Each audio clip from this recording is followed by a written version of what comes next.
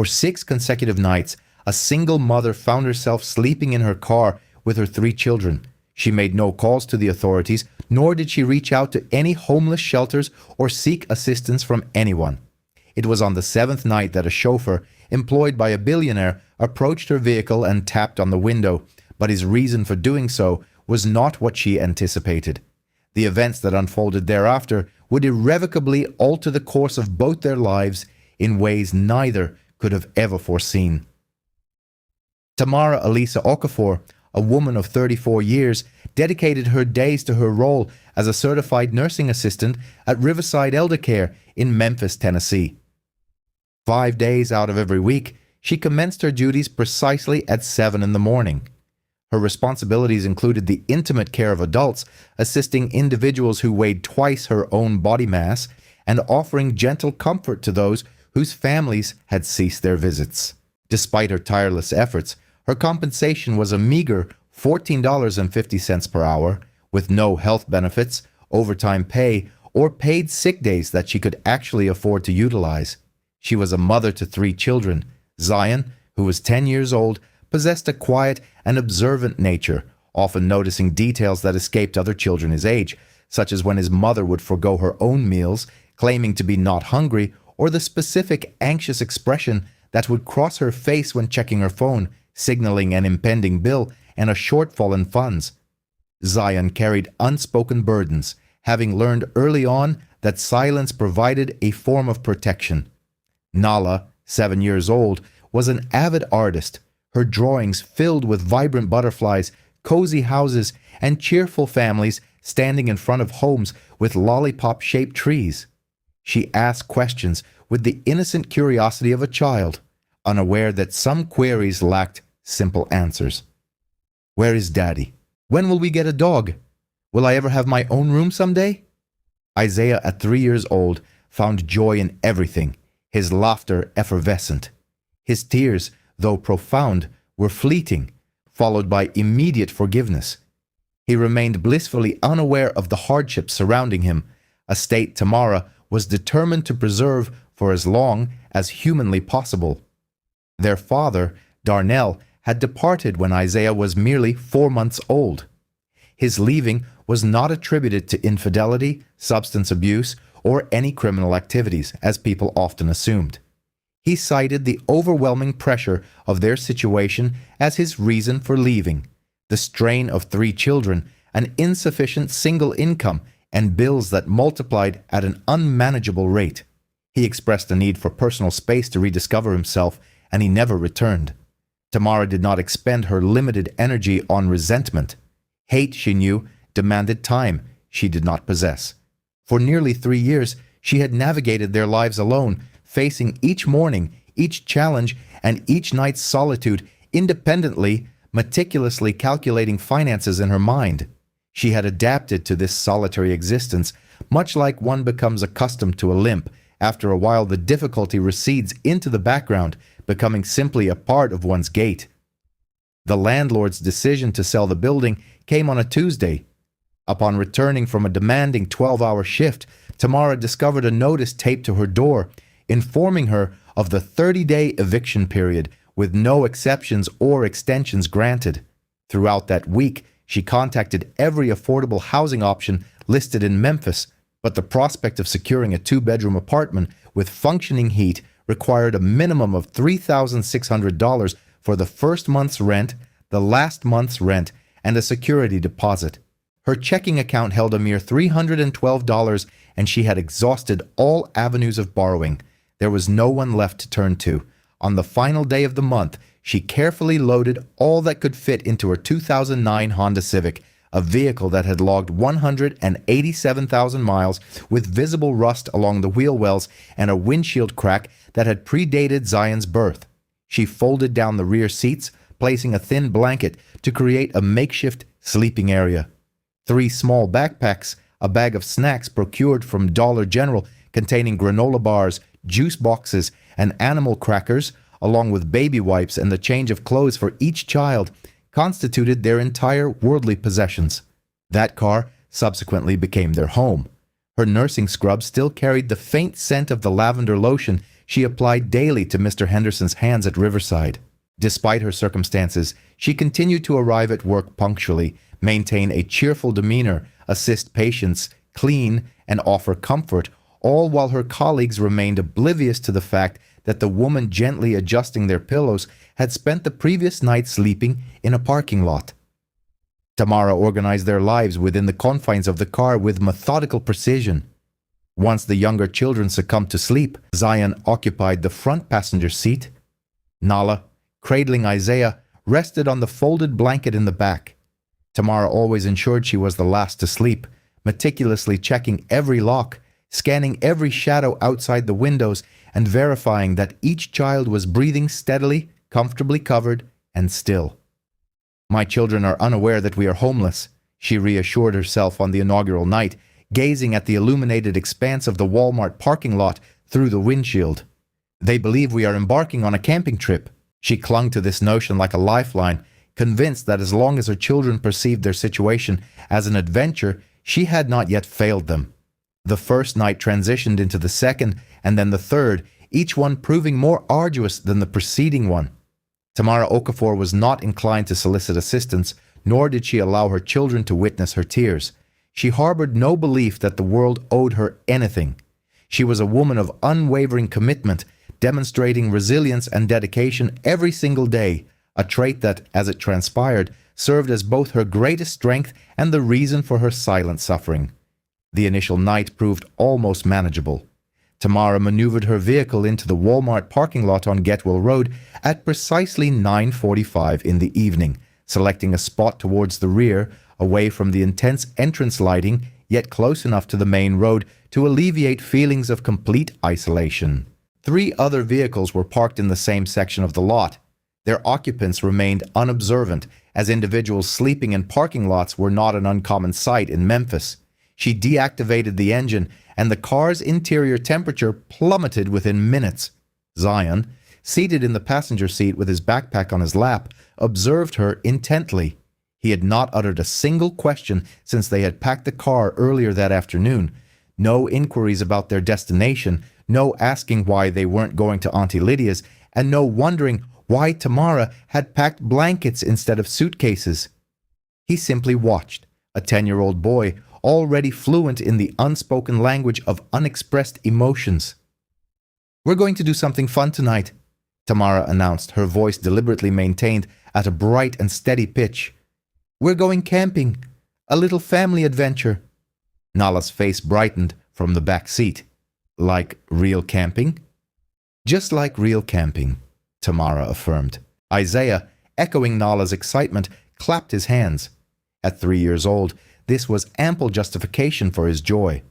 Tamara unfolded the blanket across the lowered back seats, arranging the backpacks to serve as makeshift pillows. She tucked Nala and Isaiah together beneath the warmest cover she possessed, a fleece throw that still carried the faint aroma of their former apartment. She handed Nala a juice box and Isaiah a cracker, then regaled them with a story about a bear who hosted a weekly Friday night gathering for all the forest creatures. Isaiah drifted off to sleep before the bear even issued invitations, and Nala followed suit shortly after the raccoon arrived with potato salad. Tamara remained in the driver's seat. The cold permeated the car gradually, initially from the floor, then through the windows, and finally seeping into her very clothing. She tightened her jacket, locked the doors, and checked the mirrors, but sleep eluded her. Zion, too, remained awake. He sat in the passenger seat for an extended period, his gaze fixed on the darkness outside, seemingly observing nothing. Eventually, he turned to her. "Mom." "Yes, my dear." He paused, carefully selecting his words, a deliberation no 10-year-old should ever have to undertake. "This is a nice camping spot," he stated softly. He understood. She understood. He knew she understood. Neither acknowledged the unspoken truth.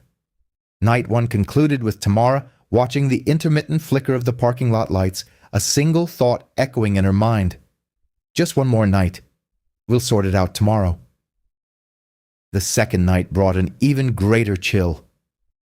Tamara returned to the same Walmart parking lot, adhering to the same routine, The cheerful demeanor, the familiar story of the bear in the woods.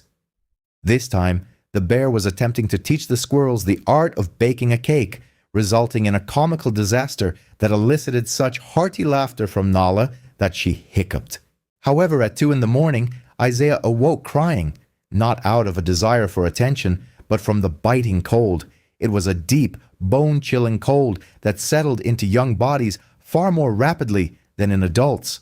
Tamara removed her jacket, her soul jacket, a lightweight navy blue puffer she had acquired at a thrift store 3 winters prior. She wrapped it around Isaiah, tucking it snugly around him until he resembled a small, blue chrysalis. His crying ceased, his breathing deepened, and he found sleep once more, pressing his face into the comforting fabric. Tamara remained in the driver's seat, clad only in her scrub top, without her jacket or a blanket. The external temperature registered 38 degrees Fahrenheit, and the interior of the car offered little respite. She wrapped her arms around herself, shivering uncontrollably until her jaw ached. She made no move to reclaim her jacket. She sat there, her teeth clenched, and her arms held tightly around her own body until the sky began to lighten and the birds commenced their morning chorus, signifying the end of another night. "Mom, when are we going home?" Nala inquired the following morning, rubbing sleep from her eyes. "Soon, sweetie.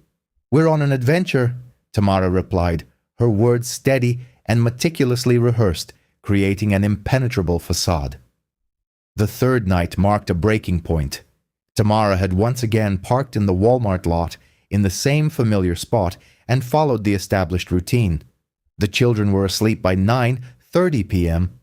As she was just beginning to close her eyes, a sharp rap echoed against the driver's side window. She flinched, her hand instinctively flying towards the gearshift. The primal instinct of fight or flight kicked in, but there was nowhere to escape. A security guard stood outside, his flashlight beam directed low. "Ma'am, you cannot sleep here. It's store policy. I'm going to have to ask you to move along." Tamara's heart pounded in her chest. She glanced towards the back seat. Isaiah stirred slightly, but did not awaken. Nala shifted beneath the blanket. "Please," Tamara pleaded softly. "My children are asleep. We're not causing any disturbance. We'll be gone first thing in the morning." The guard peered into the back seat. A flicker of emotion crossed his face, perhaps sympathy, perhaps unease, or a blend of both. However, his response remained firm. "I'm sorry, ma'am. I don't make the rules. You need to leave." Tamara started the engine and slowly pulled out of the lot, maneuvering with extreme care, the way one drives when their entire world is contained within the vehicle and any sudden movement could disrupt its fragile equilibrium. She navigated through Memphis in the pre-dawn hours, passing shuttered gas stations, deserted intersections, and buildings that had long since surrendered their vitality. She eventually found a dimly lit church parking lot on Lamar Avenue. A sign at the entrance proclaimed, "All are welcome," a sentiment she fervently hoped extended to those with no other refuge. She parked, turned off the engine, checked the mirrors, secured the locks, and then checked on her children.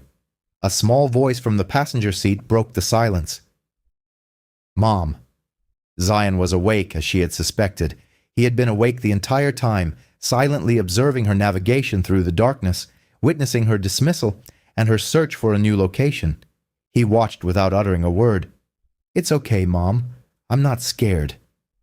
5 simple words from a 10-year-old boy in a deserted parking lot at 2 in the morning, attempting to assuage his mother's fears. This statement struck Tamara more profoundly than losing her apartment, more than Darnell's departure, and more than the combined weight of the security guard's flashlight, the pervasive cold, and her depleted bank account. He should never have had to utter those words. A 10-year-old should not be expected to reassure his mother that he wasn't frightened by sleeping in a car. His words were irrefutable proof that her children possessed a deeper understanding of their predicament than she desired, that the charade of the camping trip had developed significant fissures, and that Zion was bearing a burden that was not his to carry. Tamara reached across and placed her hand on his head. She remained silent, simply holding her palm against his braids until his breathing deepened and he reluctantly succumbed to sleep. 3 nights. 3 nights spent in a car with her 3 children, devoid of any plan and with no one to turn to. Yet every morning she still arrived at work by 7 o'clock, still meticulously applied lavender lotion to elderly hands, and still offered a smile, even as her world crumbled around her. At 9 in the morning, Tamara dropped the children off at the Memphis Public Library on Poplar Avenue, the only place she could conceive of that offered warmth, free access, and extended hours. She handed Zion the backpack containing snacks, juice boxes, and baby wipes. She also gave him her phone number, written on a piece of paper, despite him knowing it by heart. In moments of such profound uncertainty, a tangible item offered a greater sense of security than relying solely on memory, especially for a 10-year-old entrusted with the care of 2 younger siblings. "You're in charge, sweetie," she said, kneeling to his level. "Keep them in the children's section. Don't leave the building. I'll be back by 6 o'clock. Zion nodded, offering no argument or complaint. He took Nala's hand in one of his and Isaiah's in the other, then walked into the library with the solemnity of a man embarking on a job he hadn't sought but couldn't afford to abandon. Tamara proceeded to Riverside Elder Care and completed a full shift, changing linens, tending to wounds, spooning food into mouths that required assistance, and holding the hand of a 91-year-old woman named Miss Bernice, who affectionately called her "baby" and complimented her kind eyes. At 6:14 in the evening, Tamara entered the library, finding her children precisely where she had left them. Nala was asleep in a chair, her head resting on a picture book about dolphins. Isaiah was nestled in Zion's lap, clutching an empty sippy cup. His diaper was soiled and unchanged, as Zion lacked the necessary supplies and was reluctant to ask a stranger for help. Zion looked up at his mother, his eyes betraying a maturity far beyond his years. "We're fine, Mom." He ate all his crackers. She finished her book. "Fine." It was a word children often used when they'd learned that the unvarnished truth was often too much for adults to bear. Tamara lifted Isaiah, changed him in the library restroom, warmed a bottle of milk in the microwave located at the back of the library's cafe, and fed him. She then cleaned Nala's face with a baby wipe and carried both children to the car. Settling into the driver's seat, she glanced at the gas gauge, indicating a quarter tank, then at her phone, where her checking account balance read $281. In the rearview mirror, her 3 children were arranging themselves for another night confined within the Honda Civic. The precarious system she had constructed was holding, albeit tenuously, with visible signs of strain. On the 5th night, the system finally fractured. She possessed only $8 remaining until payday, and the car was running on fumes. She pulled into a gas station on Summer Avenue and remained stationary for 4 minutes, her gaze fixed on the pump as she attempted to perform calculations that offered no favorable outcome. $8 worth of gas would suffice for 2 days of commuting to and from work. The same amount allocated to milk and diapers would sustain Isaiah for 3 days. She could not afford both. There was no scenario in which all their needs could be met. She purchased the milk. At 11 o'clock that night, the car sputtered and died 2 blocks shy of the church parking lot on Lamar Avenue. It simply ceased to function, the engine coughing once before falling silent, as if it had strained to continue for as long as possible before finally succumbing. Tamara sat in the darkness, her hands gripping the steering wheel, the engine inert, her 3 children asleep behind her. She exited the vehicle and walked to the rear, placing her hands against the trunk and began to push. A Honda Civic typically weighs approximately 2,900 pounds, while Tamara weighed 138 pounds.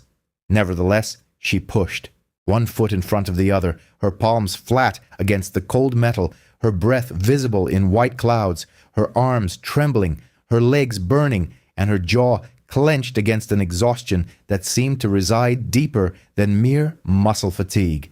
She heard the passenger door open, followed by footsteps on the asphalt. Then, small hands pressed against the trunk beside hers. Zion, 10 years old and weighing 62 pounds, stood beside his mother at 11 o'clock at night, pushing a car that weighed 20 times his own body mass. Neither spoke. They pushed together in silence for 200 meters down Lamar Avenue until they reached the church lot. Tamara engaged the park brake and Zion climbed back into the car. Neither acknowledged the extraordinary feat they had just accomplished. Some actions transcend the need for words. Some burdens are simply too profound to articulate. Night 6. The final night before everything irrevocably changed. While her children slept, Tamara made 3 phone calls. The first was to the Memphis Family Shelter on Poplar. It was full with a 3-month waiting list. They took her name and assured her someone would contact her. The second call was to Safe Haven on Union Avenue, also full with a waiting list of 6 to 8 weeks. They provided a hotline number and wished her well. The third call was to Covenant House, again full. They inquired if she had a safe place to sleep for the night. She responded affirmatively, knowing that a negative answer might trigger child services intervention, and losing her children was an outcome she could not bear. She terminated the call and sat in the darkness. She dialed one more number, Lydia, her older sister, her last remaining thread of hope. Lydia answered on the 4th ring, her voice thick with sleep. "Hey, Tam, what's going on?" Tamara opened her mouth, but initially no words emerged. Then softly, as if confessing a secret she had held captive for 6 days, she uttered, "Lyd, I need some help. We have nowhere to go. I've been sleeping in the car with the kids." Silence followed on the other end, a prolonged, agonizing silence. "Tam," Lydia finally said, her voice cracking in a manner that conveyed everything before the words were even spoken. "I can't take in 4 more people. I'm barely managing myself. The apartment is 1 bedroom and I'm already behind on rent. I want to help you, I truly do, but I just don't have the space." It was not an act of cruelty or indifference, but rather the desperate plea of a woman drowning in 4 feet of water, explaining to another woman submerged in 5 feet that she could not offer rescue without risking her own survival. Tamara assured her she understood, that it was all right, and that she would find a solution. She ended the call. The car was silent, save for Isaiah's steady breathing, the faint rustle of Nala shifting beneath the blanket, and the distant hum of a city utterly oblivious to her existence. For the first time in 6 nights, Tamara wept, but silently. She could not afford to make a sound. If she made a noise, Zion would awaken, and if Zion saw her crying, he would know the camping trip was a fabrication, the adventure a lie, and his mother had no plan. Thus, she cried in the only way she could, through her breath. Long, slow, controlled inhalations and exhalations, each one carrying the immense weight of everything she had been enduring for 6 days. Her chest heaved, her hands gripped the steering wheel, and her jaw remained rigidly clenched. She cried in silence for 11 minutes before stopping. She wiped her face with the back of her hand, then checked on her children. They were still asleep, still safe, still clinging to the illusion of a camping trip that had never truly existed. Night 6 concluded. 14 hours later, someone would knock on her window, but Tamara was unaware of this impending encounter. All she knew, as she had known for the past 6 nights, was that she was utterly alone, that the system offered no sanctuary for her, and that tomorrow she would rise, wash her scrubs in a public restroom sink, dry them under a hand dryer, don her name tag, and report to Riverside Elder Care at 7 in the morning to care for other people's families. For that was the nature of Tamara Okafor. She showed up even when no one showed up for her. 1,200 miles away from that church parking lot in Memphis, in a luxurious penthouse on the 42nd floor of a glass tower overlooking downtown Atlanta, a man named Solomon Meki Adeyemi occupied an office that most would deem exquisite, yet he felt a profound sense of emptiness. At 52 years of age, he was the CEO of Adeyemi Capital Group, a real estate investment firm with a valuation of $4.2 billion.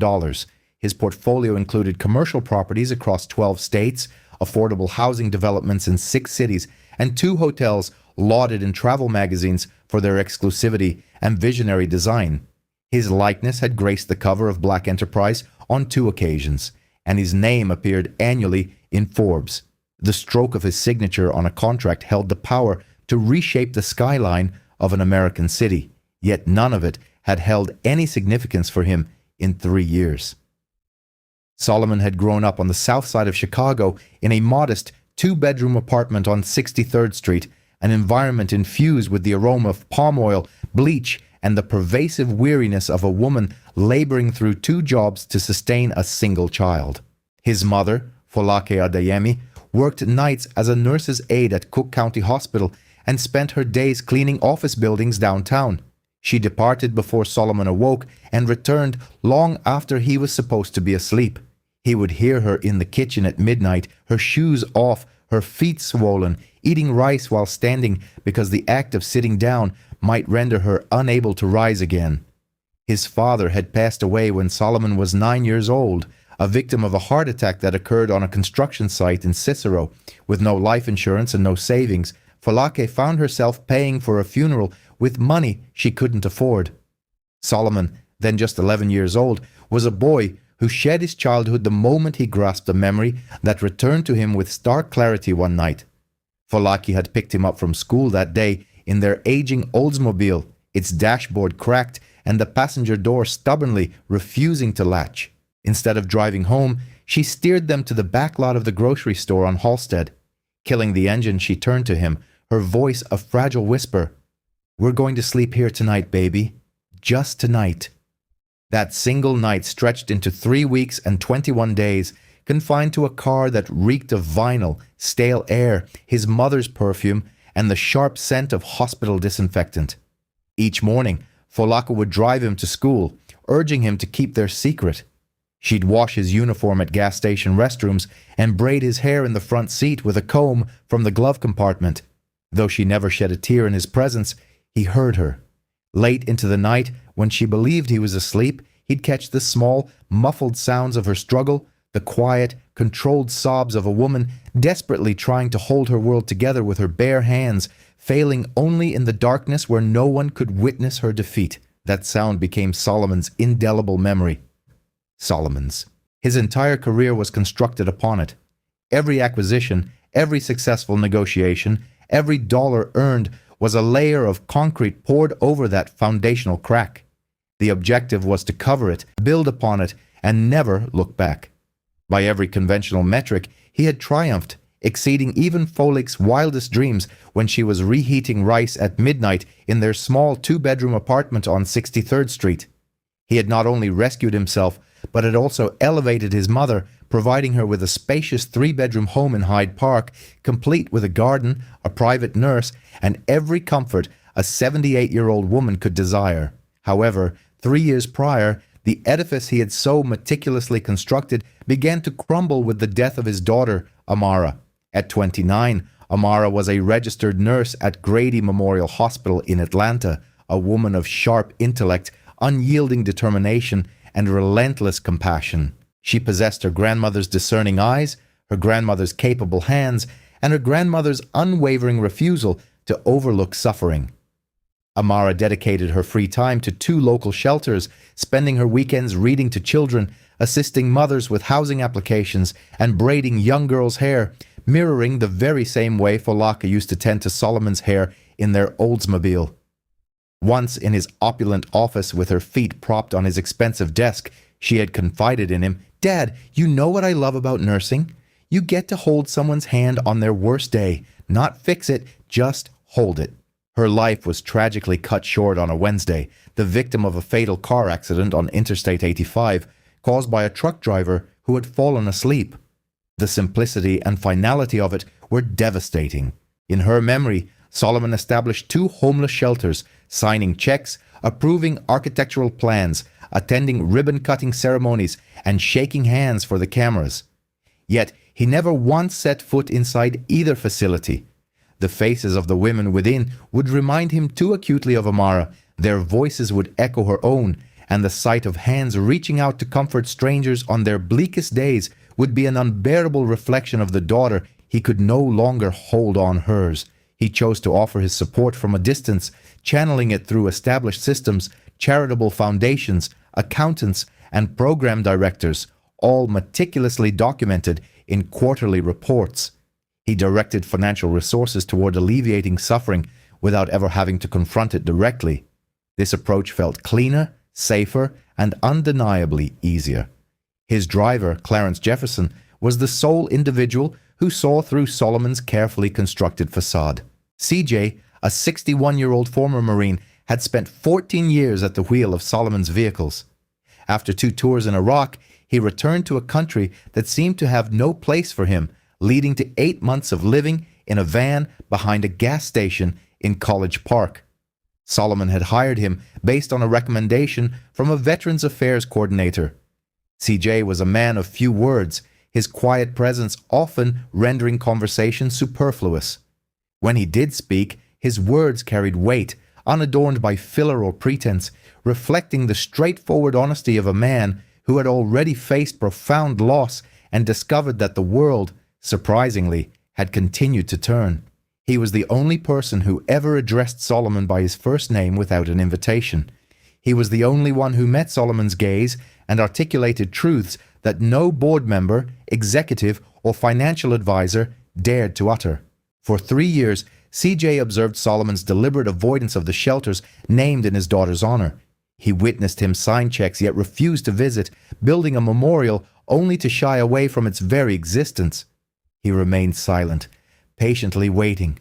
For what precisely, he couldn't articulate, but he knew he would recognize it when it appeared. The journey to Memphis was intended to be a routine business trip. Solomon arrived on a Tuesday evening to oversee a mixed-use development his company was constructing on the periphery of the medical district, 48 units of affordable housing situated above a ground-floor grocery store. This was the type of project that looked impressive in annual reports, providing investors with a sense of social responsibility while still yielding a respectable 7% return. Solomon had sanctioned the blueprint 6 months earlier, but had not visited the construction site even once. CJ collected him from Memphis International Airport in a black Escalade and proceeded eastward towards the city center. Solomon remained engrossed in his phone, answering emails, oblivious to the passing cityscape. Memphis unfolded outside his windows unacknowledged, the tantalizing barbecue joints lining Airways Boulevard, the derelict storefronts on Lamar, the vast church parking lots. They concluded the site inspection around 9 o'clock, and Solomon indicated his desire to proceed directly to the hotel. CJ, however, altered their course. "I need gas," he announced, turning onto Lamar Avenue. Solomon, without looking up from his phone, simply replied, "Fine." CJ guided the Escalade into a Shell station located 2 blocks from a modest church bearing a welcoming sign. He exited the vehicle, swiped his card, and initiated the fuel pump, but then stood motionless, his gaze fixed across the street. A Honda Civic was parked in the church's lot, its wheel wells showing signs of rust and its windshield marred by a crack. The windows were obscured by condensation from within, a thick fog clinging to every pane, indicative of prolonged human presence inside a sealed environment. CJ recognized this fog. He had once been enveloped by it himself, spending 8 months in a van behind a gas station in College Park, Georgia, his breath creating that milky film on cold glass each night. He understood what he was witnessing. He began to cross the street slowly, his movements deliberate, approaching the car with the caution one reserves for something exceptionally fragile. The church parking lot lay in darkness, save for a single floodlight on the church wall that cast a pale yellow glow over the scene. Through the fogged glass, he could discern indistinct shapes, small shapes, children, and in the driver's seat, a figure sat upright, arms folded across her chest, utterly still. CJ stopped beside the driver's side window, close enough to hear the faint rhythmic sound of breathing within. He then raised his hand and knocked, a gentle 2-tap cadence, the kind one might use on a door one is hesitant to open. The figure in the driver's seat flinched sharply. Her hand instinctively moved to the gear shift, her body twisting towards the back seat, a primal act of shielding the unseen occupants from the approaching stranger. CJ stepped back a full pace, raising both hands, palms open and fingers spread, a visible and non-threatening gesture. It was the posture of a man who understood that a woman sleeping in a car with children had every justifiable reason to fear anyone who approached her window in the dark. Through the obscuring fog, Tamara's face materialized. She wiped a small circle on the glass with her sleeve and peered out, Her eyes, though red, were dry, their weariness underscored by a sharp alertness, the look of someone who hadn't experienced genuine sleep in 6 days. CJ offered no smile, no wave, no attempt at appearing friendly. He simply remained there, hands raised, awaiting her decision to either lower the window or start the engine. She lowered it by a single inch. "I'm not bothering anyone," she stated immediately, her voice raspy and automatic, the identical sentence she had uttered to a Walmart security guard just 3 nights prior. "We'll be gone in the morning." CJ did not move. "How long?" he inquired, his voice quiet, not soft but low and measured, the tone of a man posing a question to which he already knew the answer. Tamara's jaw tightened. "We are fine." "I didn't ask if you're fine," CJ replied. "I asked how long." Silence descended, punctuated only by the ticking of the car's engine in the cold. Somewhere behind Tamara, one of the children stirred, a small sound, the rustle of a body shifting beneath a thin blanket. "6 nights," Tamara finally confessed. CJ regarded her for a long moment, his gaze drifting to the back seat. Through the fog, he could not see clearly, but he could count. 3 small shapes, one notably diminutive. He nodded once, then turned and walked back across the street. Tamara watched him depart. An expected outcome. People stared, people inquired, people inevitably walked away. This was the established pattern, the unwavering constant. CJ reached the Escalade and opened the rear passenger door. Solomon remained absorbed in his phone, the screen's blue light casting a pallid glow across his face. CJ leaned in, his voice steady. "There's a woman in that car with 3 children. She's wearing nurse scrubs. She's been out here 6 nights. Solomon's thumb halted its scrolling. He didn't look up immediately. His hand froze in midair, hovering over the screen as a body might recoil from unexpected, unwelcome news. CJ waited. Solomon finally raised his eyes, his expression unreadable, the practiced mask of a man who had spent 3 decades meticulously concealing his reactions behind a veneer of impassivity. "What do you want me to do about it?" The question was not laced with coldness or dismissal, but rather with the heavy recognition of a man who had actively avoided this precise moment for 3 years and knew it. CJ's gaze remained unwavering. "I don't want you to do anything," he stated. "I'm simply telling you what is there." He closed the door, returned to the pump, completed the fueling, entered the driver's seat, and started the engine. The Escalade idled in the gas station lot, its climate control system humming, while Solomon remained in the back seat. 50 yards away, the Honda Civic sat shrouded in fogged windows, its interior housing 3 children and a woman in scrubs who had been sleeping upright for 6 consecutive nights. Solomon stared at the Civic through the Escalade's tinted glass. A tightening sensation gripped his chest, not of cardiac distress or anxiety, but the palpable pressure of something pressing against a long-erected barrier, a slow, relentless force, akin to water against a dam just before the first fissure appears. He recalled his mother, Folake, in their Oldsmobile, parked in the grocery store lot on Halsted. "We're going to sleep here tonight, baby. Just tonight." He thought of Amara, her scrubs, her dedication to the shelters, her ability to offer solace by simply holding a hand. "Dad, you don't have to fix it. You just have to show up." He remembered the 2 shelters bearing his daughter's name, structures he had funded but never entered, 2 attempts to honor her memory by circumventing the very act she would have wished of him, to confront it, to stand before it, to refuse to turn away. Solomon opened his door. The night air, cold and damp, immediately enveloped him. It was the characteristic late winter chill of Memphis, a cold that seeped rather than stung, settling into his clothes and lingering. His handmade Italian leather shoes met asphalt that was cracked and oil-stained, a stark contrast to the polished floors he traversed daily. He began to cross the street, each step feeling heavier than the last, not from the cold, but from the weight of what lay on the other side. CJ observed from the Escalade, making no move to follow. His role was fulfilled. He had pointed the way, and the rest was now Solomon's to navigate. Solomon reached the Honda Civic, assuming the position CJ had occupied. He gazed at the fogged windows, the faint sound of breathing within, small, shallow breaths, the respiration of children accustomed to sleeping in confined spaces. He raised his hand, then hesitated. His daughter's voice, clear as if on a phone call, resonated in his mind. "Dad, you just have to show up." He knocked. Tamara's face reappeared at the window, barely having settled from CJ's previous encounter. Now, another visitor. Her expression shifted from apprehension to bewilderment, and finally to that peculiar weariness born from repeated disappointment, where hope itself becomes a suspect.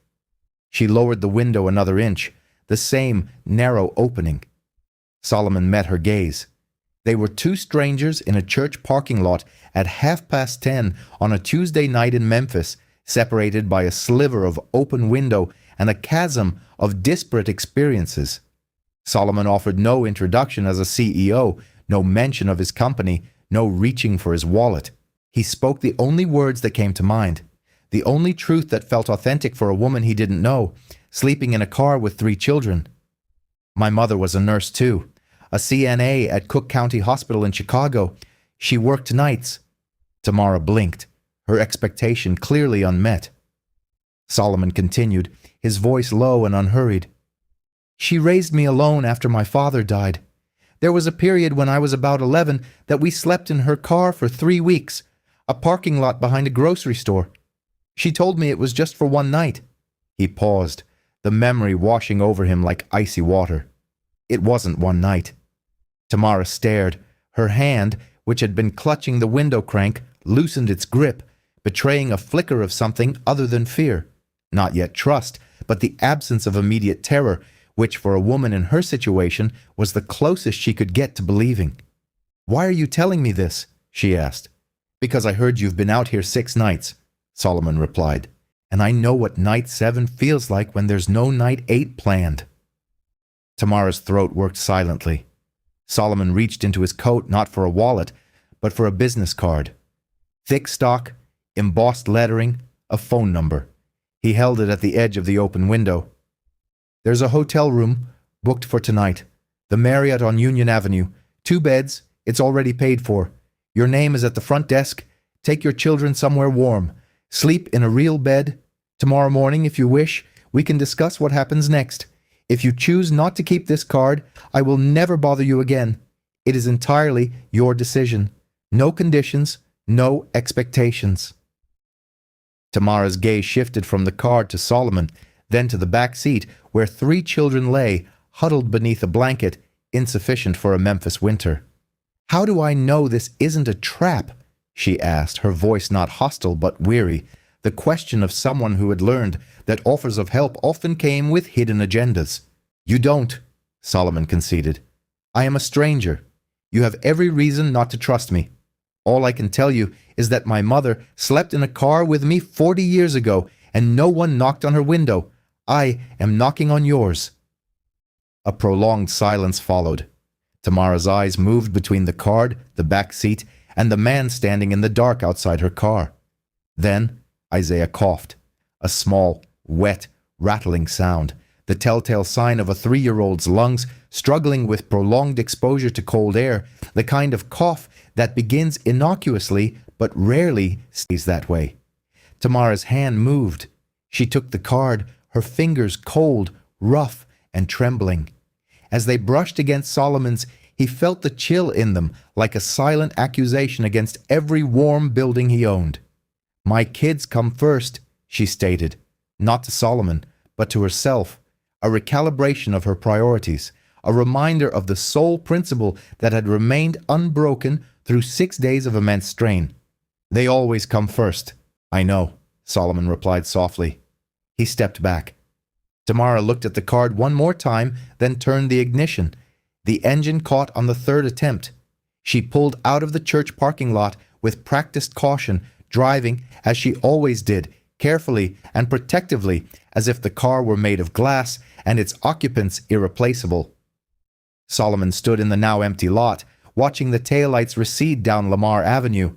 The cold seemed to press in on him, and his hands trembled, not from the temperature. CJ pulled the Escalade alongside him. Solomon got in. Neither spoke for a full minute. Then, CJ quietly remarked, without consulting the rearview mirror, "Amara would have knocked first." Solomon closed his eyes. Yeah, she would have. They drove to the hotel in silence. The Marriott on Union Avenue was a far cry from the Four Seasons.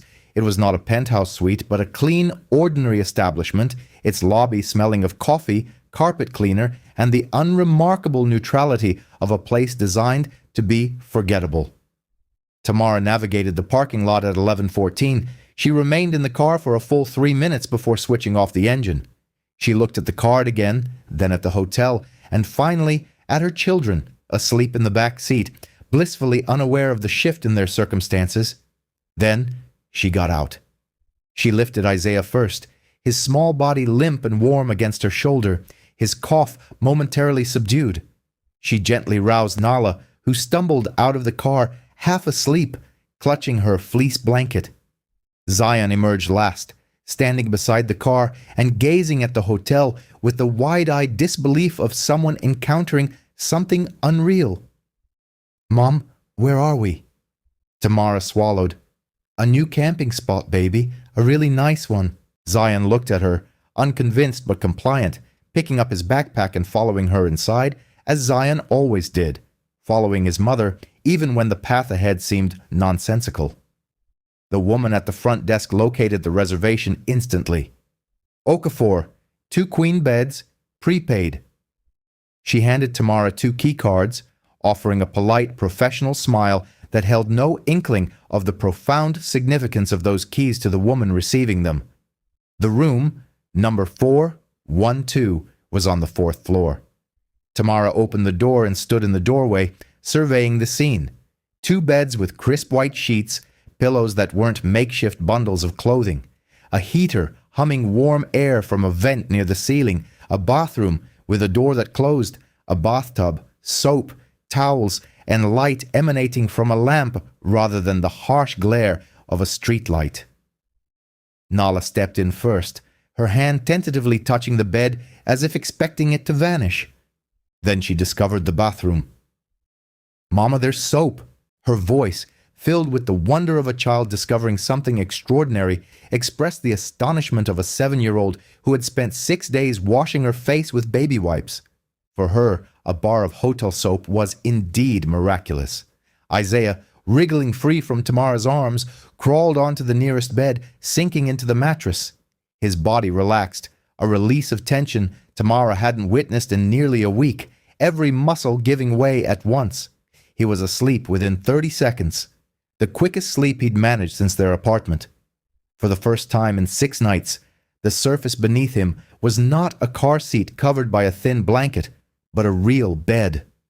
Zion entered last, placing his backpack on the floor. He surveyed the room, the beds, the lamp, the curtains, the heater. Then he sat on the floor, leaning back against the bed, knees drawn up, and began to cry. Not loud, theatrical sobs, but quiet tears tracing 2 silent lines down his face as his shoulders shook and his hands gripped his knees, the accumulated bravery of 6 days finally finding a safe haven to unravel. Tamara sat beside him, offering no platitudes, no reassurances, no words at all.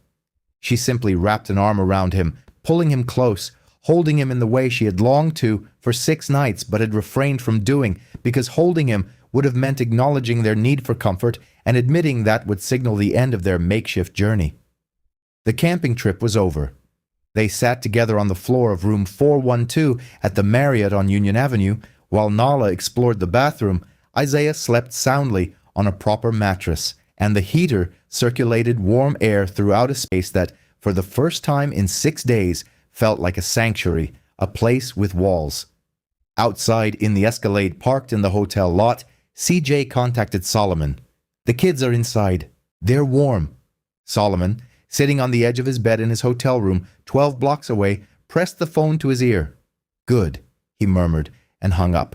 He remained on the edge of the bed, the silence of the room amplifying the quiet resonance of CJ's words. A room that cost $340 per night, featuring sheets so fine that advertisements lauded their thread count, resided in a hotel he partially owned, and for the first time in 3 years Solomon Maki Adiemi wept. This was not the restrained private sorrow he had cultivated. It was the other kind, the kind that originates in your gut, ascends through your chest, and erupts in a sound utterly foreign to your own ears. His tears weren't for Tamara, nor for her children. They were for Amara, the daughter who would have been the first to dash across that street and rap on that window. He mourned 3 years of constructing bastions he could not enter, of signing checks that kept his hands clean but his spirit unblemished.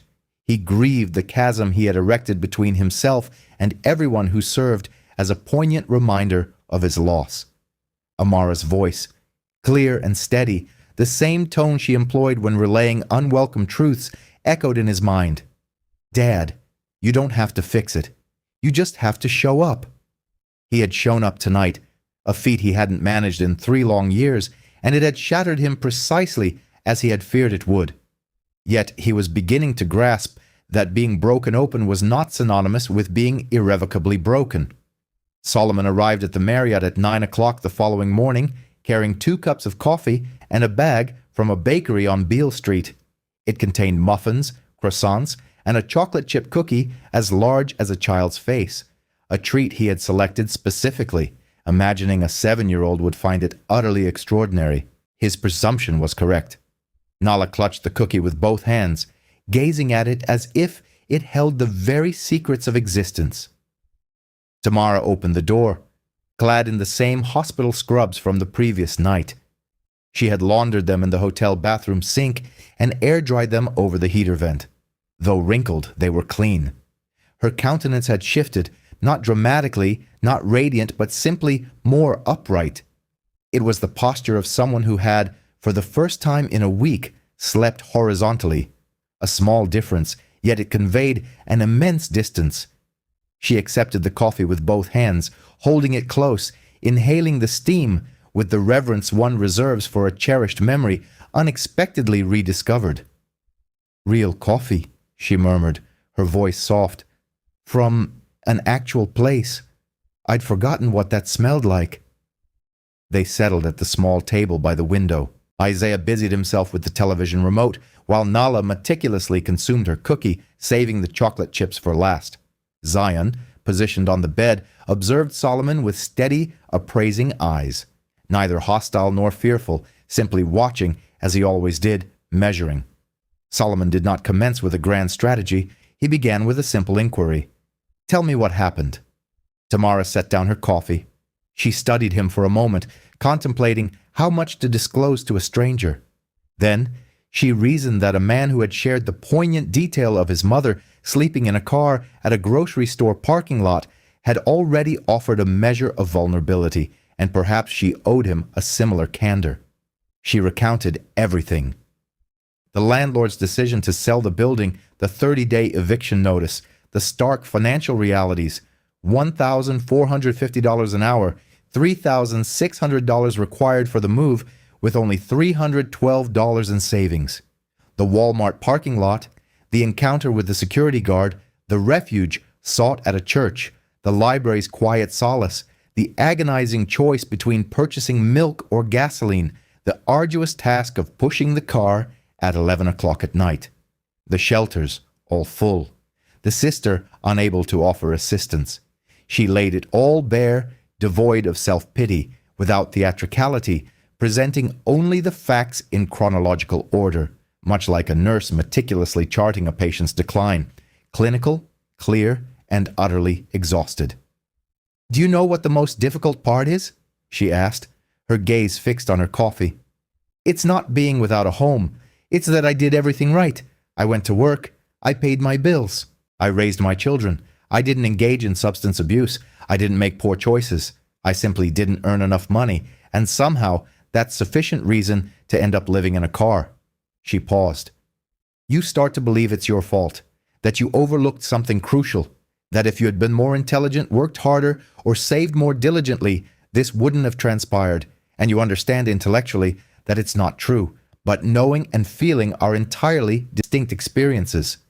Solomon met her gaze. He refrained from uttering, "I understand," or "It's not your fault." Such phrases, he knew, were often employed to assuage the discomfort of the speaker rather than to truly comfort the one experiencing pain. Instead, he stated, "My mother expressed the exact same sentiment, almost verbatim. She confessed to me years later that the most arduous aspect of sleeping in that car wasn't the biting cold. It was the profound belief that she deserved such a fate." Tamara's eyes locked with his. For the first time, an unspoken connection, something beyond gratitude, charity, or the awkward disparity between those who possess and those who lack, passed between them. It was recognition, the quiet, specific understanding shared by two individuals who had inhabited similar circumstances, albeit separated by 40 years. Solomon set his coffee down. "I'm about to say something, and I implore you to absorb every word before you offer a response. Can you do that?" Tamara nodded. "I am not offering you funds. I am not extending a charitable handout. I am not attempting to be your savior. You do not require saving. You require a stable footing, a solid foundation upon which to commence rebuilding. Here is what I can provide. 90 days. An apartment within one of the affordable housing complexes my company manages here in Memphis, subsidized, but not without cost. Childcare through a program with which we are affiliated, thereby eliminating the necessity of leaving your children unattended in a library. And time. Time for you to complete your LPN certification. You are currently a CNA earning $1,450 per hour.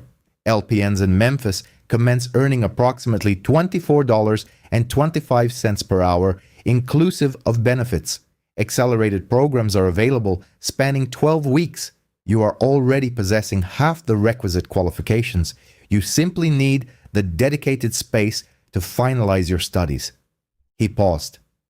"Tamara, I am not gifting you a new existence. I am providing you with 90 days to forge one. What you accomplish within that time frame is entirely your prerogative."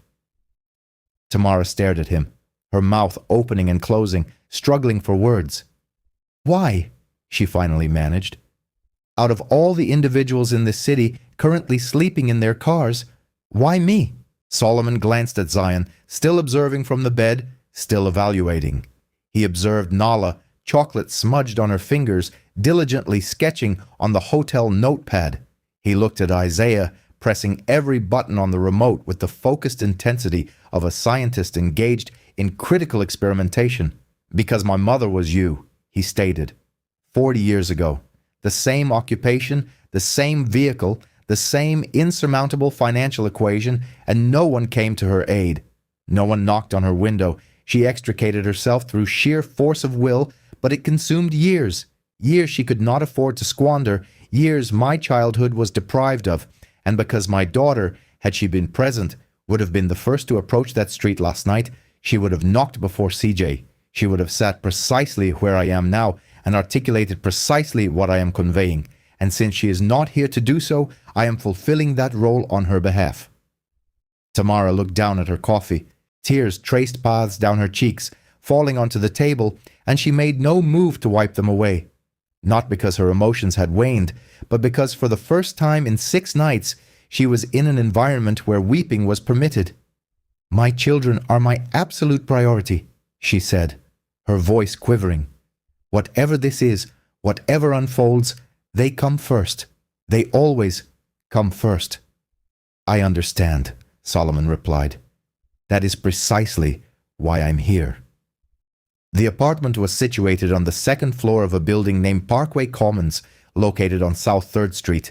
It offered 2 bedrooms, laminate flooring, modest windows, a kitchen equipped with a functional stove and a humming refrigerator, and cabinets that, though empty, held a palpable sense of anticipation. It was not aesthetically remarkable. The carpeting was of basic builder grade. The countertops were laminate. The light fixtures were standard issue in virtually every affordable housing unit across the nation.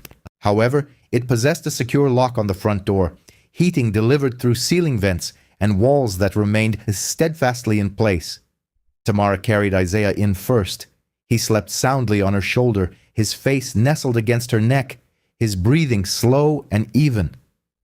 Nala followed, twirling in the center of the living room, her arms extended, testing the boundaries of the available space. "This is ours, all of it," Tamara declared. Nala rushed to the kitchen, opening every cabinet, counting the drawers, and turning the faucet on and off 3 times, simply to marvel at the flow of water. "Mama, the water works!" she exclaimed, as if announcing a miracle. Zion stood in the doorway of the smaller bedroom, hesitant to enter immediately. He leaned against the frame, his gaze fixed on the vacant room, a window, a closet, carpeting, nothing more. Yet it was his. "This is mine?" he inquired, turning to Tamara. "Yours." He offered no further words. He stepped inside, placing his palm flat against the wall as if to ascertain its reality. Then he closed the door gently, not with a slam, but with a careful, deliberate motion, the sound of a boy experiencing privacy for the very first time in his life. Tamara heard a faint cry from behind the door, soft and subdued, the characteristic sound of Zion's quiet sorrow. She reached for the doorknob, then withdrew her hand. She stepped back, allowing him the singular possession he had never known, a room where he could process his emotions without an audience. Standing in the hallway, her hand covering her mouth, tears streaming down her face, she let her son cry in solitude for the first time. Because he deserved a door that could be closed. Because 10-year-olds should not be compelled to maintain an unyielding bravery every single moment of every single day. The subsequent morning, Tamara enrolled in the accelerated LPN program at Southwest Tennessee Community College. Classes convened 3 evenings a week from 6 to 10 o'clock. Clinical rotations were scheduled for Saturdays, a 12-week commitment in total. She continued to work her CNA shifts at Riverside from 7 in the morning until 3 in the afternoon. Upon returning home, she prepared dinner, assisted Nala with her homework, bathed Isaiah, read them stories, and tucked them into bed. Then she devoted herself to her studies. At the kitchen table, a cup of coffee grew cold beside her as she diligently memorized medication dosages, practiced charting techniques, and absorbed the knowledge that differentiated an hourly wage of $14.50 from $25. CJ, without prompting, arranged for the children's transportation to school and daycare each morning. He arrived in the Escalade at precisely 7:45, assisted Isaiah into his car seat, waited patiently while Nala secured her own seatbelt and offered a subtle nod to Zion. They traveled in a comfortable silence. CJ posed no questions, and the children offered no explanations. It was a nascent routine, a quiet accord forged in the space between necessity and personal dignity. Tamara was utterly depleted, yet this exhaustion was of a different nature. It was the fatigue of construction rather than survival, a weariness imbued with a clear sense of purpose and direction. In the first week alone, she succumbed to sleep at the kitchen table twice, her forehead resting on her textbook, her pen still clutched in her hand. On both occasions, she awoke to find a blanket draped over her shoulders, a comfort she had not placed there herself. Zion, of course. It was always Zion. Solomon visited once during that initial month. He presented Nala with a picture book about oceans, Isaiah with a set of building blocks, and Zion with a gift card to the bookstore on Union Avenue, recognizing that Zion was the sort of child who would derive greater satisfaction from selecting his own reading material than from being presented with a pre-chosen gift. Nala, with the enthusiasm of a real estate agent conducting a property tour, guided Solomon through the apartment. "This is the kitchen. This is where Mama studies. This is my room.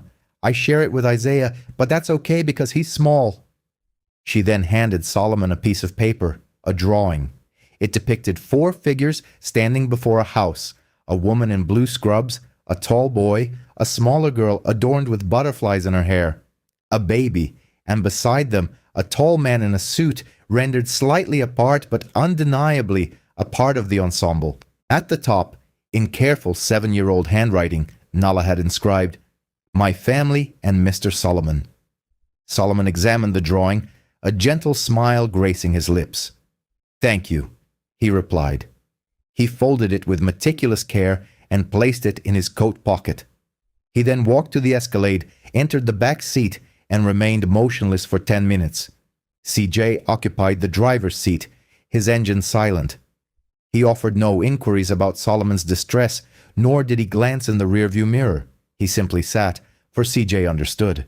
The drawing featured 4 figures and 1 tall man. Amara would have been the 5th. Amara would have been the one kneeling beside Nala, adding more vibrant butterflies. Solomon pressed the drawing flat against his knee with both hands, smoothing out the creases, and gazed at it until the faces began to blur. Some gifts inflict an internal devastation. A 7-year-old girl, who merely 2 weeks prior had been sleeping in a car, had just created a family portrait that included a man she had met on only 2 occasions. She had bestowed upon him something that no amount of wealth could procure, a place in a picture, a sense of belonging, and the vacant space where Amara should have stood burned like a wound that had been denied the solace of healing. 6 weeks into her program, Amara's designation was halfway through her LPN studies. Her scores consistently placed her within the top 10%, and her clinical evaluations were exemplary. Her instructor remarked that she possessed the innate dexterity of someone who had been practicing the medical profession for years. This was undeniably true. She had been employing those skills for years, yet she had never been compensated commensurate with her level of proficiency. One Tuesday evening, upon returning home, she discovered a woman seated on the hallway floor outside apartment 114, 1 floor below her own. The woman appeared young, perhaps 28 years of age, with 2 children accompanying her, a boy, approximately 4 years old, sitting quietly beside her, clutching a stuffed bear missing an arm, and an infant girl, perhaps 8 months old, slumbering in a car seat on the hallway floor. The woman's eyes were visibly red, though she was no longer weeping. Her tears had already fallen. Her expression conveyed a look Tamara instantly recognized, the resignation of someone who had exhausted all available options and had settled in the first location that offered a semblance of shelter. Tamara knelt down. "Hey," she began softly. "Are you okay?" The woman looked up, startled, her demeanor guarded, mirroring the apprehension Tamara herself had exhibited when peering through a fogged window at CJ 7 weeks prior. "We're fine," the woman replied. Tamara almost smiled, the urge subsiding as she fully grasped the unspoken truth contained within that simple declaration from a woman on a hallway floor with 2 children and no place to go. "I didn't ask if you were fine," Tamara stated gently. "What is your name?" Keturah Williams." Tamara sat down on the floor beside her, leaning her back against the wall. 2 women, strangers to each other, were now sharing the cheap carpet in a building intended to house individuals who had nowhere else to turn. "I'm Tamara. I live upstairs. How long have you been here?" Keturah's jaw tightened. "Since this morning. We were evicted last week. I've been staying at the waiting room at Regional Medical. They permit you to sit in the chairs overnight if you don't cause any disturbance." Tamara's gaze drifted to the boy with the one-armed bear, then to the baby sleeping in the car seat, and finally to Keturah, whose hands trembled with the subtle tremor of someone who had been exerting immense unseen force for far too long. "Have you eaten?" Keturah hesitated, a pause that conveyed volumes. That evening, Tamara prepared rice and beans with cornbread, humble fare, the sustenance of those adept at stretching a single dollar across 4 plates. She transported the meal downstairs in a pot, a towel wrapped around the handle for insulation. Keturah ate slowly, as if rediscovering the sensation of warm food. Her son consumed his portion rapidly, the manner of children who are uncertain when their next meal will arrive. The baby slept soundly through the entire repast. Over the ensuing 2 weeks, Tamara performed an act that surprised everyone. She shared her food stamps, though not equally. Such an arrangement was financially unfeasible. Nevertheless, she prepared extra portions 3 nights a week and delivered them downstairs. She contacted CJ and inquired carefully and respectfully if there was space within their daycare arrangement for 2 additional children.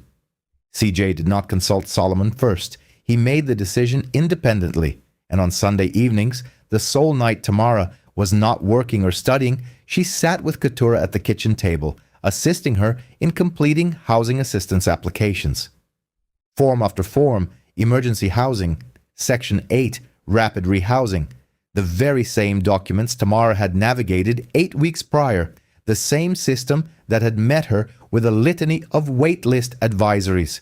However, this time, Keturah had someone seated beside her, guiding her through the correct boxes, deciphering the bureaucratic language, and translating the complexities of the system into a format a 28-year-old mother could readily comprehend. Solomon learned of this through CJ, not because CJ reported it, but because Solomon inquired about Tamara's well-being, and CJ in turn provided an honest assessment. She's feeding another family, dividing what little she has, and dedicating her single night off to completing paperwork for a woman she encountered in the hallway 2 weeks ago. The following weekend, Solomon drove to Memphis. He sat opposite Tamara in her kitchen while Isaiah napped and Nala colored at the table and Zion read in his room, the door carefully closed. "You barely have enough for yourself," Solomon stated. "Why are you giving to someone else?" Tamara looked at him. She did not hesitate. She did not pause for liberation. The answer emerged with the effortless clarity of truth that has resided within for so long it requires no rehearsal. Because 7 weeks ago, I was her, and somebody knocked on my window. I cannot walk past her window and pretend I do not hear the same sound.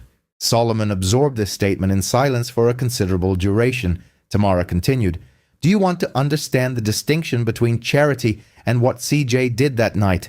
Charity is the act of giving something you will not miss. CJ gave me something that cost him nothing, yet it signified everything. He provided me with the knowledge that someone saw me, that I was not invisible, that a stranger could perceive a fogged-up window and possess sufficient compassion to knock." She paused. "Kedar's children are no different from mine. They are not inferior. They are not less worthy. They are simply ensnared in the same systemic predicament that confined me, and the only barrier separating them from a place to sleep is an individual who remembers the sensation of having no such refuge." Solomon's gaze settled on Nala's drawing, still affixed to the refrigerator. 4 figures and 1 tall man. He observed the pot on the stove, its contents already portioned into containers for the following day's meals, 2 for upstairs, 2 for downstairs.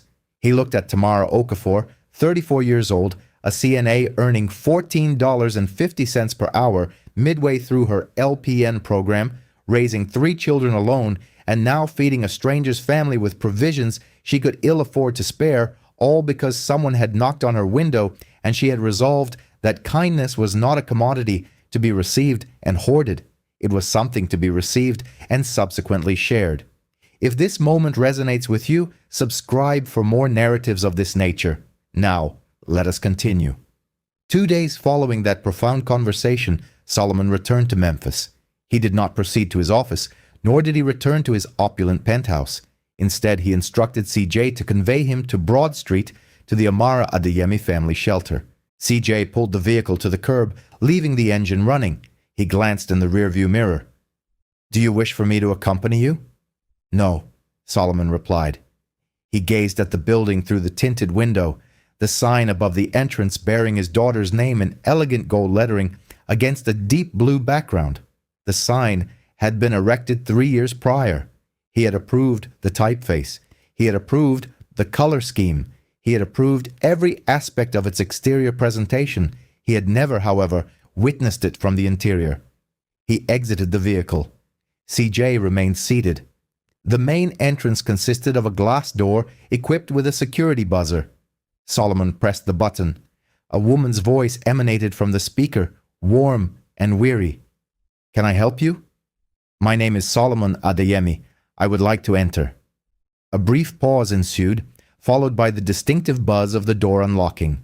The lobby exuded an aroma compounded of floor cleaner, cooked food, and the unique comforting warmth characteristic of a place that operates continuously because its occupants have endured prolonged periods of cold. A reception desk featured a sign-in sheet, a corridor lined with rooms on either side, and a communal area at the far end furnished with sofas, a television, a bookshelf, and a rug adorned with cartoon animals worn smooth from the countless footsteps of children. Adorning the wall behind the reception desk was a corkboard displaying a collage of volunteer photographs, staff schedules, donation acknowledgements, and prominently positioned in the center, a framed 8x10 photograph. Amara Adeyemi. Clad in her scrubs, a stethoscope encircling her neck, she wore that signature smile, the one that conveyed to everyone who beheld it the distinct impression of being truly seen by someone who genuinely cared. Beneath the photograph, a small brass plaque bore the inscription, "In loving memory of Amara Adeyemi, who held hands and hearts in equal measure." Solomon stood transfixed before the photograph. He remained motionless, his hands hanging limply at his sides. His breathing was slow and deliberate, the measured inhalation and exhalation of someone attempting to anchor themselves within their physical form rather than succumb to an overwhelming urge to flee. The shelter director materialized beside him, a woman in her 50s, her reading glasses perched atop her forehead, a lanyard laden with an excessive number of keys dangling around her neck. "Mr. Adeyemi," she began. "Adeyemi, we had been anticipating your arrival." Solomon's gaze remained fixed on the photograph. "I regret not making the journey sooner." She offered a simple nod, neither arguing nor dismissing his words. She simply stood with him, allowing his statement to resonate in the quiet space. The director gestured towards a section near the bookshelves. "Your daughter occupied that very spot every Thursday evening," he explained. "She'd bring her own collection of books, primarily picture books. The children would form a queue, and for an hour, sometimes two, she'd read to them. She gave each character a distinct voice. The animals, the fantastical creatures, the princesses. She embodied them all." A pang tightened Solomon's chest. "There was one young girl," the director continued, "named Destiny. She was 4 years old when Amara began her volunteer work. Destiny affectionately called Amara Miss Sunshine. Every Thursday, she'd be waiting by the door as early as 3 o'clock, even though Amara wouldn't arrive until 6. Destiny simply wished to be the first in line." Solomon swallowed, his voice feeling unreliable. "Destiny is 7 now," he managed. "She's still here.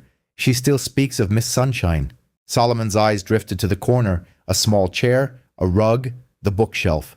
He could envision Amara there, not as a fading memory, but as a palpable presence. Amara, sitting cross-legged on that rug, a picture book open on her lap, performing a voice for a grumpy bear that elicited giggles from a young girl. He walked to the chair and sat down. It was diminutive, clearly intended for someone significantly younger or shorter. His knees felt awkwardly high, yet he paid it no mind. He occupied his daughter's chair, her sanctuary, the corner where she had dedicated her Thursday evenings to the act she cherished most, offering solace to someone experiencing their darkest hours. Addressing the photograph on the wall, he spoke softly, his voice barely a whisper, not for anyone else's ears, but hers. "I'm here, my dearest girl. My apologies for the delay." He remained seated for 23 minutes. The director discreetly withdrew, leaving him in solitude. The hallway buzzed with the ambient sounds of the shelter's evening routine, the clatter of dishes from the kitchen, the muffled voices from a television playing cartoons, the distant laughter of a child. Solomon did not cry. He had already grieved. This was not an act of sorrow, but something more profound, more subdued, yet more significant than grief itself. This was an arrival. 3 years of evasion. 3 years of constructing barriers between himself and anyone who served as a reminder of his loss. 3 years of signing checks, evading visits, and convincing himself that distance equated to fortitude. That was an illusion. Distance was merely space. True strength, however, was the capacity to sit in a too small chair within a shelter that carried the scent of cleaning products and to permit oneself to recall the person one loved without recoiling. Amara's voice, as clear as a bell, echoed one last time. "You have to show up." He had shown up. He was present, and for the first time in 3 years, that was enough. Tamara successfully passed the NCLE XPN on a Thursday afternoon. Seated at the testing center on Poplar Avenue, her eyes scanned the screen when the words materialized. "Congratulations, you have passed." She reread the confirmation, then a third time. Closing her eyes, she placed her palms flat on the desk and took a deep breath. 12 weeks, 63 examinations, 412 meticulously crafted flashcards made by hand at the kitchen table after the children were asleep. Clinical rotations demanded 16-hour days on top of her certified nursing assistant shifts, yet she still returned home to assist Nala with her spelling homework. Sleepless nights where the textbook pages blurred from exhaustion, but she turned each page nonetheless, as turning the page was the sole demarcation between earning $14.50 an hour and $25 an hour. She exited the testing center and made her way to the parking lot. The sun was descending and the air was balmy. It was the quintessential Memphis early spring evening, carrying the scent of freshly cut grass and burgeoning hope. Her Honda Civic was parked in the third row. She had kept it, not out of necessity, but as a tangible reminder. Tamara opened the driver's side door and settled into the seat. She did not start the engine. She simply sat there, her hands resting on the steering wheel, in the same posture she had maintained for 6 nights in a church parking lot, with 3 sleeping children in the back seat. Her gaze fell upon the back seat. The blanket was gone. The backpacks had vanished. The snacks from Dollar General were no longer present. Yet, the seat itself remained unchanged. The crack in the windshield was identical. The faint aroma, lingering beneath everything else, was the same. She remained there for an extended period. "We made it," she declared aloud, addressing no one in particular, yet encompassing everyone.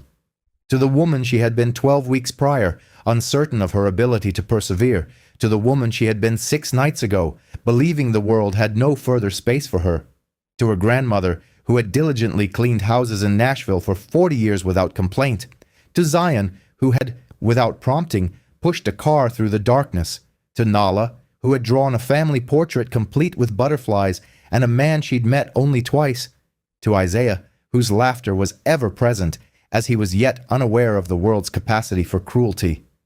We made it. The subsequent Monday, Tamara commenced her new role. She was now a licensed practical nurse at Memphis Regional Medical Center, earning $24.80 per hour.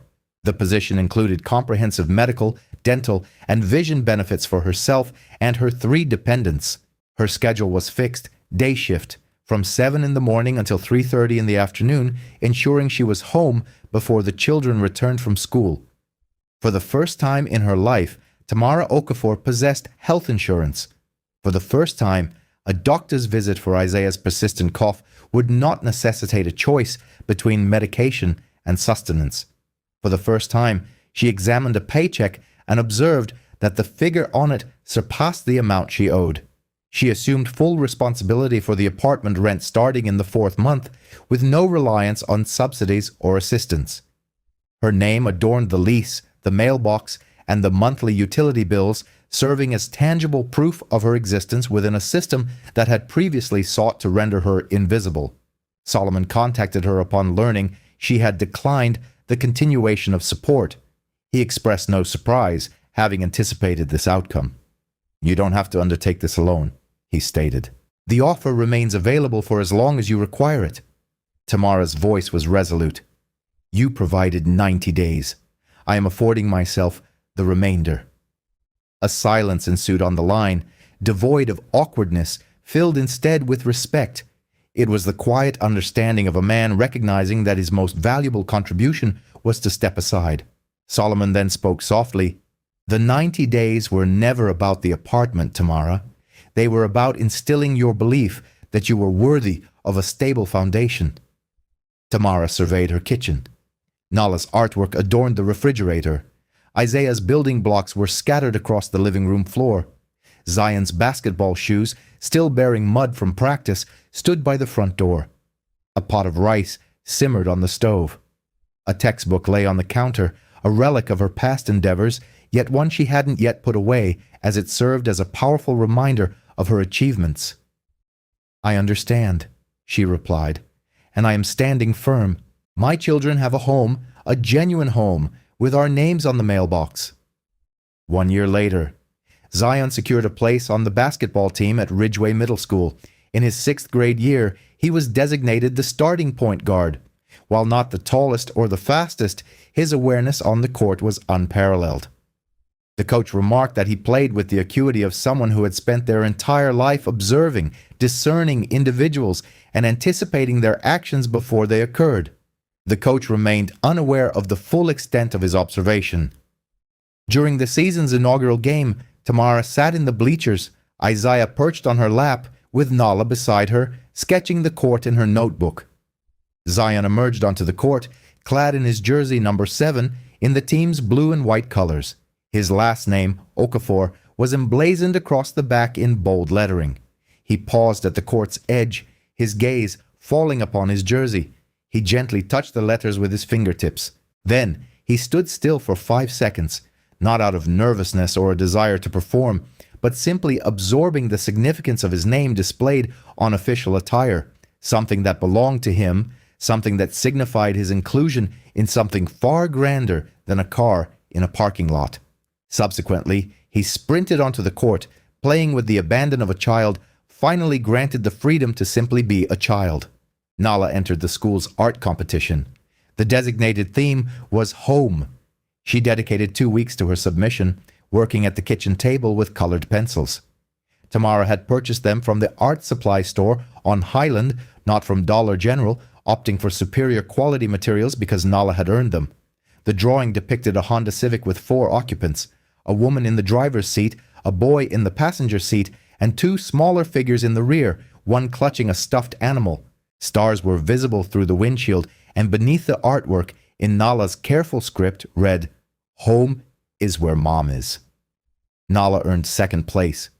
The ribbon was proudly displayed on the refrigerator alongside the drawing she had presented to Solomon a year earlier.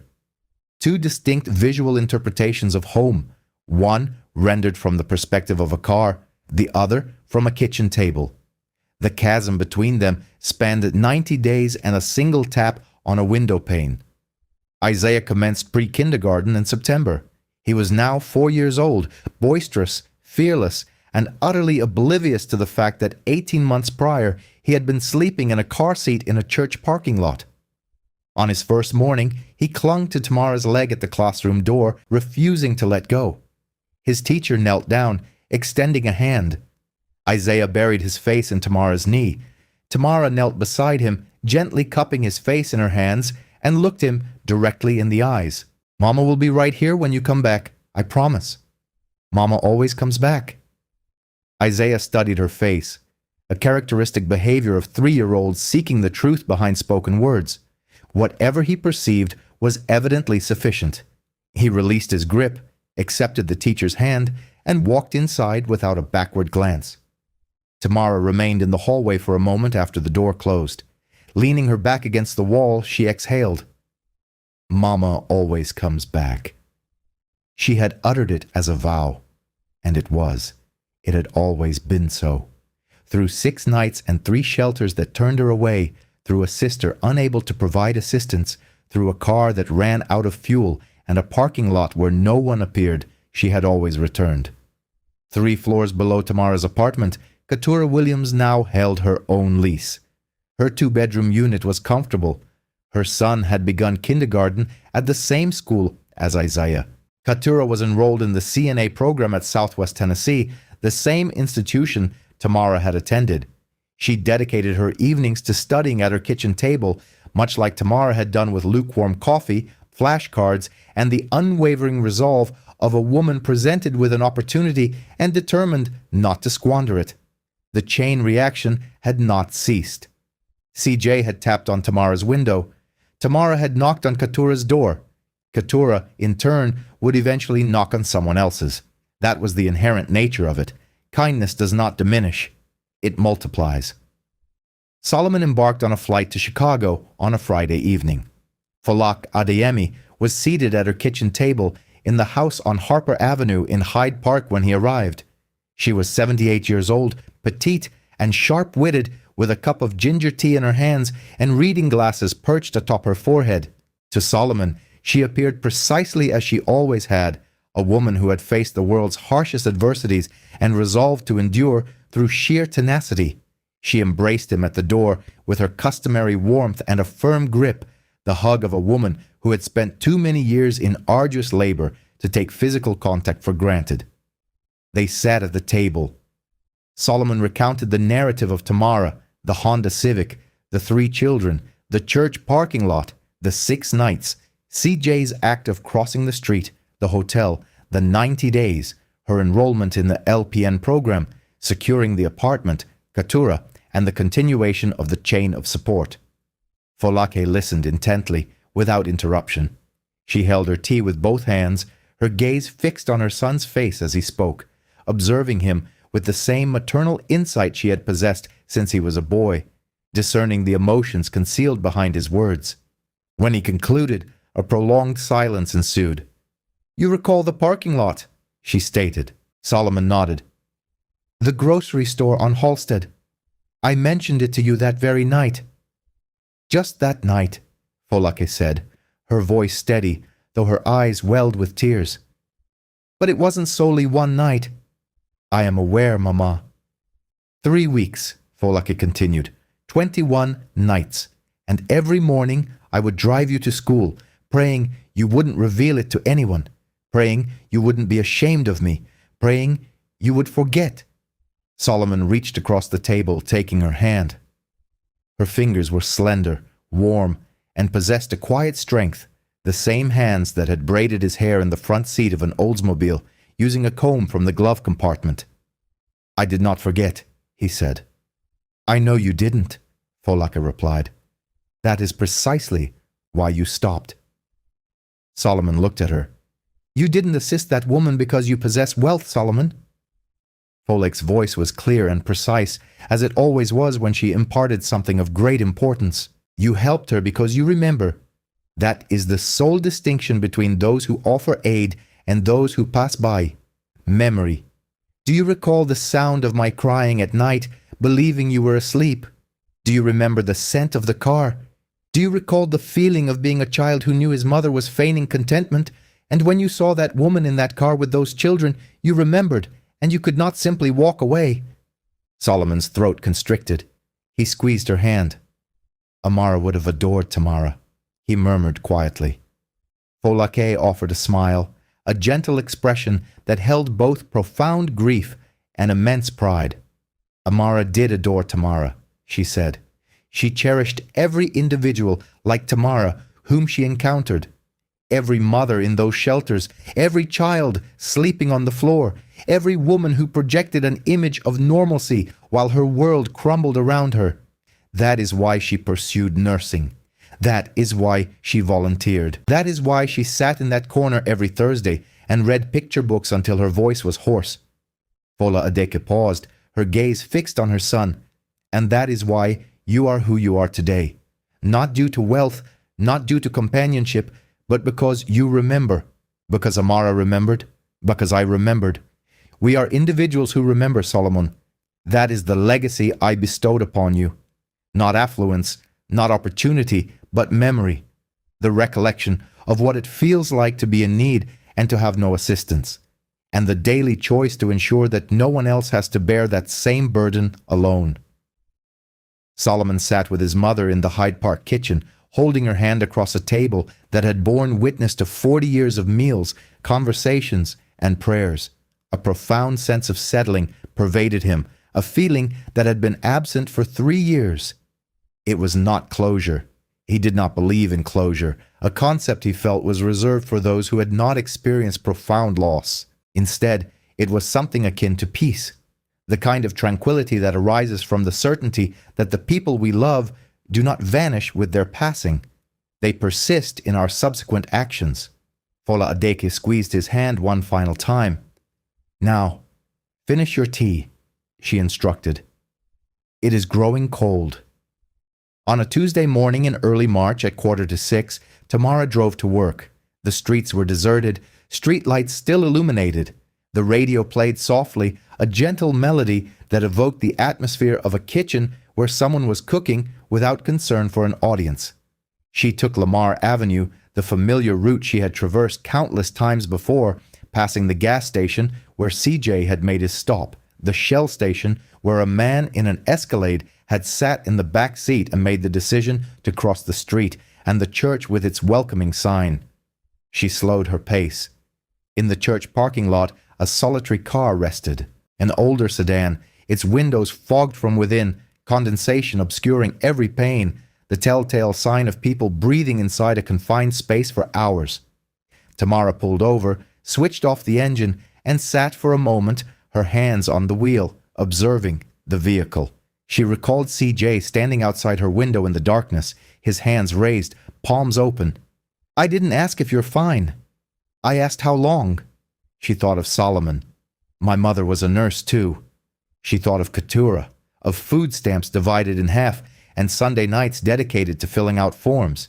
She remembered Zion, 10 years old, pushing a car down Lamar Avenue in silence, Nala asking when they would return home, and Isaiah's cough in the frigid air. She thought of 6 nights, of 3 children who believed they were on a camping trip, of a knock on a window that irrevocably altered everything. Tamara opened the door and stepped out into the crisp early morning air. Memphis in March, cool but not cold, the sky just beginning to lighten at its edges. She walked across the parking lot. Her nurse's shoes made little sound on the asphalt. Her scrubs were immaculate. Her badge was clipped to her chest. Tamara Okafor, LPN, Memphis Regional Medical Center. She reached the car and stood beside the driver's side window. Through the fog, she could discern indistinct shapes. She could hear the rhythm of breathing. She raised her hand and knocked. Solomon did not rescue Tamara. CJ did not rescue Tamara. Tamara rescued herself. What they provided her was not monetary or a dwelling, but 90 days of belief in her own worthiness of a stable foundation. And what Tamara returned was immeasurable, something beyond the reach of any sum of money. Proof that kindness is not a finite resource. It propagates. It taps on the next window. It remembers. 6 nights in a car. 3 children who thought they were camping. 1 knock on a window. That was all it took. Not to transform a life, but to remind someone that their life was indeed worth changing. Thank you for watching. If this story resonated with you, highlighting how small acts of compassion can reshape a future, please share it with someone who needs to hear this message. Subscribe for more. We'll see you in the next one.